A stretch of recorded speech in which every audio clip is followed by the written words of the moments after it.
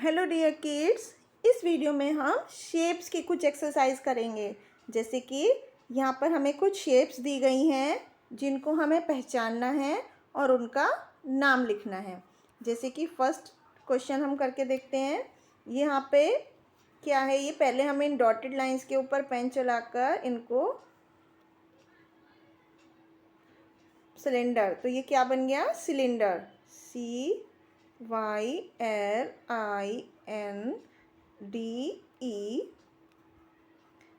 Cylinder. इस shape का क्या नाम है, सिलेंडर। इसी तरह से 6 नंबर क्या है, ये है रेक्टेंगल।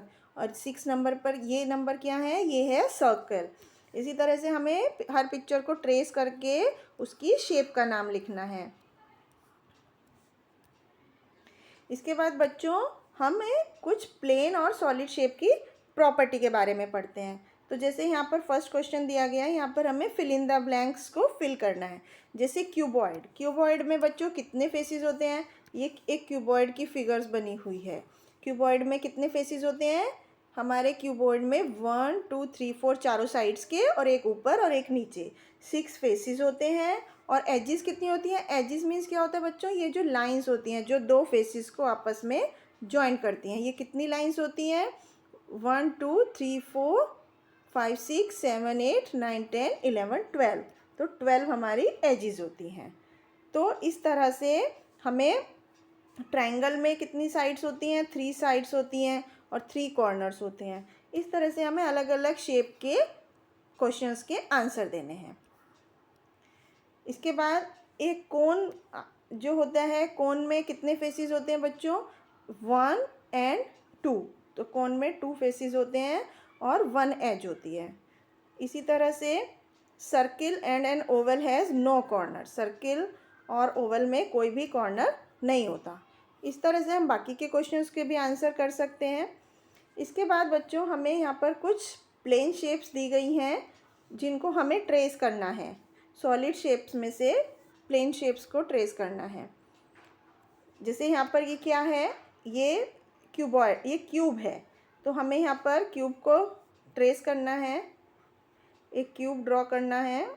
उसके बाद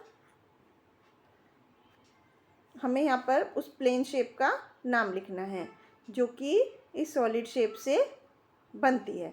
तो यहाँ इससे हमें क्या मिलता है, स्क्वायर। अगर हम इसको एक प्लेन सरफेस पर रख कर ड्रॉ करेंगे तो हमारा क्या बनेगा, स्क्वायर। इसी तरह से हम नेक्स्ट पार्ट करेंगे। ये कौन है, कौन से हमें कौन यहाँ पर बनेगा और कौन से हमारी क्या शेप बनती है, ट्रायंगल। इसी तरह से हम बाकी के क्वेश्चंस को भी सॉल्व करेंगे। इसके बाद हम नेक्स्ट एक्सरसाइज में पढ़ेंगे शेडोज़ के बारे में, कि हम किसी चीज़ की शेडो जब बनानी होती है तो किस तरह से पहचानते हैं उसको। जैसे अब यहाँ पर ये 1 नंबर पर डॉग है, तो इसकी शेडो इससे मैच कर रही है, डक की शेडो इससे मैच कर रही है। इसी तरह से अलग अलग पिक्चर की शेडो को देखकर हम उससे मैच कर सकते हैं।